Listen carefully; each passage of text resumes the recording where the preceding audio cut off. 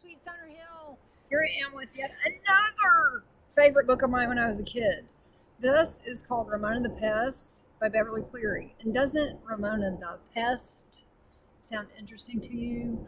I loved these books. There are many of these. This is the second one. The first one is called Beezus and Ramona, which I'm also reading to you. Get ready. Here's Ramona. I don't remember if this has illustrations. Not really. Okay.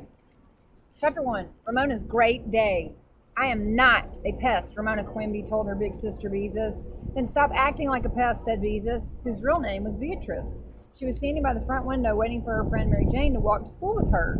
I am not acting like a pest. And too close. I am singing and skipping, said Ramona, who had only recently learned to skip with both feet. Ramona did not think she was a pest. No matter what others said, she never thought she was a pest. The people who called her a pest were always bigger, and so they could be unfair. Ramona went on with her singing and skipping. This is a great day, a great day, a great day, she sang. And to Ramona, who was feeling grown up and dressed instead of play clothes, this was a great day, the greatest day of her whole life.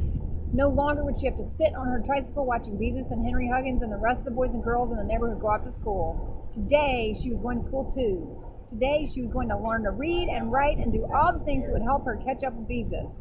Come on, Mama, urged Ramona, pausing in her skipping and singing. We don't want to be late for school. Don't pester, Ramona, said Mrs. Quimby. I'll get you there in plenty of time. I'm not pestering, protested Ramona, who never meant to pester. She was not a slowpoke grown-up. She was a girl who could not wait. Life was so interesting she had to find out what happened next. Then Mary Jane arrived. Mrs. Quimby, would it be all right if Beezus and I take Ramona to kindergarten? She asked. No, Ramona said instantly. Mary Jane was one of those girls who always wanted to pretend she was a mother and who always wanted Ramona to be the baby. Nobody was going to catch Ramona being a baby on her first day of school. Why not, Mrs. Quimby asked Ramona. You could walk to school with Beezus and Mary Jane just like a big girl. No, I couldn't. Ramona was not fooled for an instant. Mary Jane would talk in that silly voice she used when she was being a mother and take her by the hand and help her across the street, and everyone would think she was a baby. Please, Ramona, coaxed Beezus.